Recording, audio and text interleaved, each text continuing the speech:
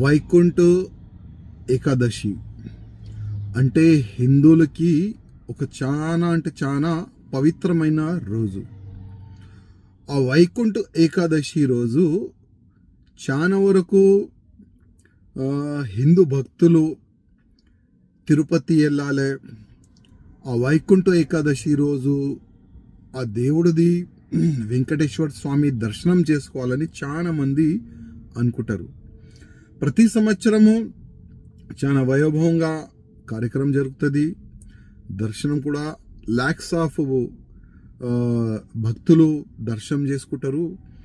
కానీ దురదృష్టం ఏంటంటే నిన్న ఒక తోకిస్లాటలో 6 మంది చనిపోయినారు. దాంట్లో 5 మెంబర్స్ మహిళలు ఉన్నారు.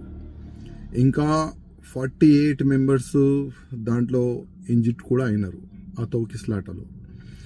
అంటే ఇది ఎవరు తప్పు ఏంది, దానికి ఒక డీప్గా ఎంక్వైరీ జరపాలని నేను ఆంధ్రప్రదేశ్ ముఖ్యమంత్రి గారికి కోరుతున్నాను. అదేవిధంగా ఇవాళ వీడియోలో మనం చూస్తున్నాము, మీడియా పరంగానే మనకు తెలుస్తుంది అసలు ఎవరు తప్పు ఉందని. ఒకవేళ పోలీసులు సడన్గా ఆ గేటు తెరవకపోతే ఆ యాక్సిడెంట్ జరిగేది కాదని అక్కడ ఉన్న సాక్ష్యాలు చెప్తున్నారు. అసలు ఇది వాస్తవమేనా, అసలు ఎవరు తప్పు ఉంది అని కొద్దిగా డీప్గా ఎంక్వైరీ చేయాలని నేను మా నాయుడు ముఖ్యమంత్రి గారికి రిక్వెస్ట్ చేస్తున్నాను. అదేవిధంగా 6 చనిపోయినారు.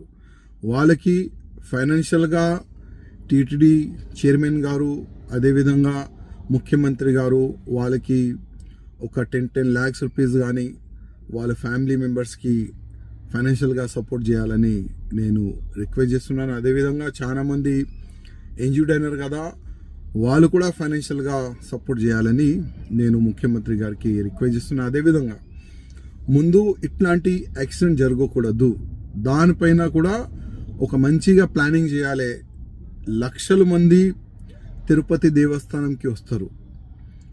ఇవాళ ఈ ఒక్క యాక్సిడెంట్ వల్ల ముందు అట్లాంటి యాక్సిడెంట్ జరగకూడదు, దానికి ఇప్పటి నుంచే కొద్దిగా ప్లాన్ చేస్తే బాగుంటుందని నేను వ్యక్తిగతంగా మా ముఖ్యమంత్రి గారికి రిక్వెస్ట్ చేస్తున్నాను.